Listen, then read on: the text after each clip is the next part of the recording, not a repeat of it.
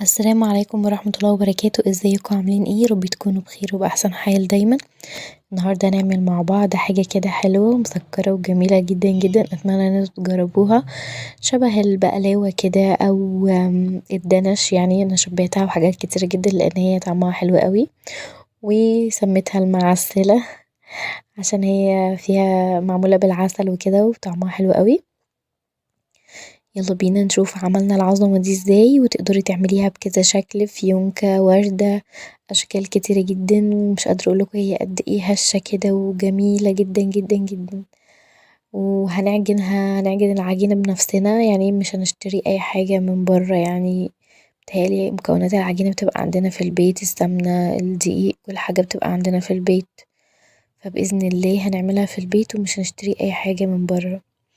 معانا هنا كده كوبايتين دقيق، يعني هما طبقين حوالي كوبايتين دقيق، تمام، ومعلقة ماء زهر عليها ربع كوباية من المية، معلقة كبيرة ماء زهر عليها ربع كوباية من المية، وكمان معلقة خل كبيرة، كوباية الا ربع من الزبدة، ومعانا بيضاية، ومعانا معلقة سكر كبيرة، معلقة صغيرة من البيكنج باودر، ورشة ملح وفانيليا، وكمان شوية لبن لو احتاجنا لبن في العجن واحنا بنعجن نضيف لبن.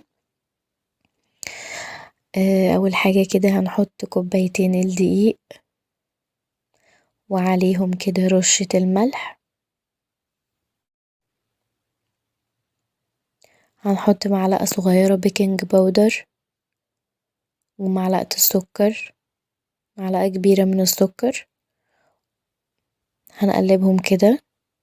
وبعد كده هنضيف هنا كوباية الا ربع من الزبدة، تقدري تستخدمي سمنة المتاح عندك، زبدة أو سمنة، وهنحط كده بيضاية بدرجة حرارة الغرفة أو المطبخ،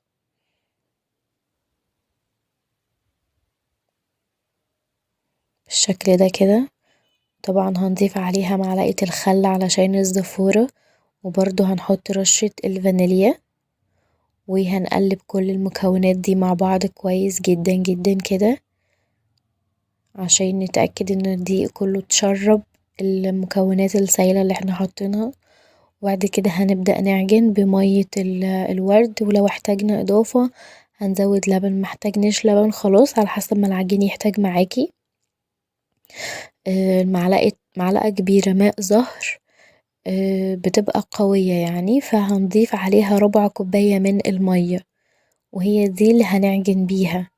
احتاجتي بقى لقيتيها لسه محتاجة تاني، حطي شوية لبن، زوديلها لبن في العجن.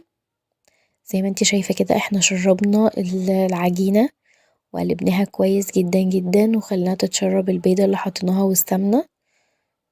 زي ما انتي شايفة كده هنحط بقى هنا كده ماء الزهر اللي قلتلكم عليه، هنبدأ نعجن كده كويس جدا لحد ما العجينة تتلم معايا كده وتتشكل وتبقى مش بتلزق يعني كده، حلوة وطرية كده مش ناشفة، يعني ما تحطيش حاجات سايلة فيها كتير علشان تبقى كويسة معاكي. غطينا العجينة وحطيناها في التلاجة بقى ترتاح شوية حوالي 4 أو 5 ساعات، تمام. تسيبيها كده متغطية في التلاجة 4 أو 5 ساعات، وهنجيبها هنا كده بعد ما عدى عليها 4 أو 5 ساعات، بنطلعها كده ونبدأ نحط عليها طبعا دقيق، ونبدأ نفردها كده بالنشابة، تمام، بشكل كده متاول أو يعني زي شكل بيضاوي كده زي ما انتوا شايفين، أو مستطيل كده، ونبدأ نتنيها كده 3 تانيات، ادي أول تانية ودي التالتة اهي، ودي تانية، معلش. هنحط بقى كده شوية دقيق اهو تاني كده واحنا بنتني عشان تشوفوا تنيناها ازاي، يعني عشان تبقى 3 طبقات فوق بعض، ده قصدي يعني. ادي الأولى وادي التانية، وكده بيبقوا ايه 3 طبقات فوق بعض. وبعد كده بنحط شوية دقيق تاني، وبنفردها كده كويس جدا تاني. بعد ما تنيناها نفرد التاني بتاعنا ده، نفرده كويس جدا، وبعد كده بالشكل ده هنقسمها نصين زي ما انتوا شايفين كده، ونبدأ ان احنا نقطعها كده مربعات، وتقدري تتحكمي في حجم المربعات طبعا، لان ده طبعا الحجم اللي هي هتبقى عليه في الاخر، يعني الحجم دوت اللي انتي هتبقي مثلا عاملاه وردة او الاشكال اللي انتوا هتشوفوها معانا، فهنقطعها كده مربعات. بتهيألي هو ده الحجم ده مناسب جدا، لا كبير ولا صغير. نقطعها كده.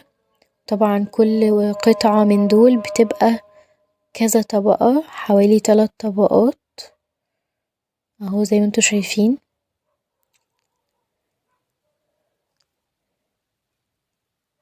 نحاول نساوي كده الشكل عشان يبقى مربع كده مظبوط زي ما انتي شايفة كده. تقدري تحتفظي ببقية العجينة في التلاجة لمدة يوم او يومين، وتشتغلي فيها تاني لو انتي حابة ان انتي تعملي يعني يعني على طول، يعني لو انا هطلع النهاردة مثلا اعمل ويبقى سخن وكده، يتقلي سخن واحط عليه العسل على طول.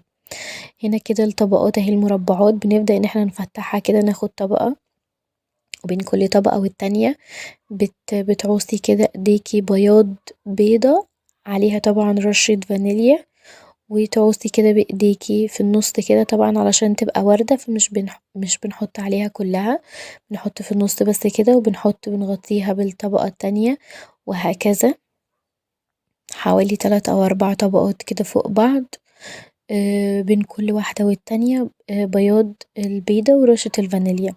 وتقدري ان انتي تعمليه كده برضو، تقسميها نصين وتحطي تمسكيها كده برضو بقطع من العجين من النص اكنها فيونكة، وتقفليهم برضو ببياض البيضة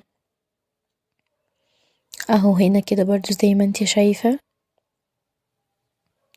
وممكن تحطي وانتي بتحطي كده المربعات، ممكن تحطيهم عكس عكاس يعني بزاوية كده علشان يبقوا زي اكنها نجمة يعني بالشكل ده كده. وبعد كده بتجيبي اي سكينة او اي قطاعة عندك وبتقطعي من الاربع زوايا كده بالشكل ده، علشان هي لما تتحط في الزيت بتنتفخ كده وبتنفش، بتبقى هشة جدا. وعايزة اقولكوا ان هي مش بتشرب زيت خالص. هنا اهو في زيت على النار سخن، هننزل فيه بالوردات بتاعتنا او الفيونكات اللي احنا عملناها، وهنبدأ ان احنا نحمرها كده من ناحيتين زي ما انتي شايفة كده. نبدأ ان احنا نعمل كده بالمعلقة عليها زيت كده علشان تتفتح معانا كده وتاخد الشكل اللي احنا عايزينه. زي ما انتي شايفة شكلهم حلو جدا باين في الطاسة. اول ما هياخد لون دهبي هتطلعيه، تقدري تجهزي شربات تقيل، حوالي كوبايتين من السكر وعليهم كوباية من المية وعصرة ليمونة او فانيليا عشان تعملي سيرب تقيل، او ممكن بعسل نحل ابيض عادي وتحطي عليه. يعني التحلية زي ما انتي عايزاها مسكرة قوي يبقى هتحطي عليها شربات مثلا، بس يعني ما تحطيهاش في الشربات، يعني حاولي تاخدي بالشربات كده وتدلقي عليها علشان ما تتشربش معاكي شربات وتبقى معسلة قوي او مسكرة قوي. هو اي نعم الوصفة اسمها معسلة، بس مش معنى كده ان احنا ايه نسكرها قوي، يعني علشان ايه في ناس مش بتحب الحاجة تبقى مسكرة قوي، يعني ده مقصدي. بس عشان تتحكمي في العسل اللي انتي عايزاه حطيها في طبق كده وادلقي عليها من الشربات زي ما انتي عايزة، او تحطي عسل نحل زي ما قولتلكم. بصوا بقى دي اللي احنا عملناها، اللي هي بنقفلها ببياض البيضة و بنقطعها كده من الاربع جوانب. هوريكوا دلوقتي هي بتنفش خطوة بخطوة، بنشربها بس كده بالزيت، تبدأ ان هي عايزة اقولكوا يعني هي هشة جدا جدا جدا بصراحة، وخفيفة جدا، وطعمها حلو قوي، عامل زي طعم الدنش. الناس اللي بتحب الدنش عامل زي نفس طعم الدنش كده، والبقلاوة او البغاشة، هي طعمها قريب من الحاجات دي.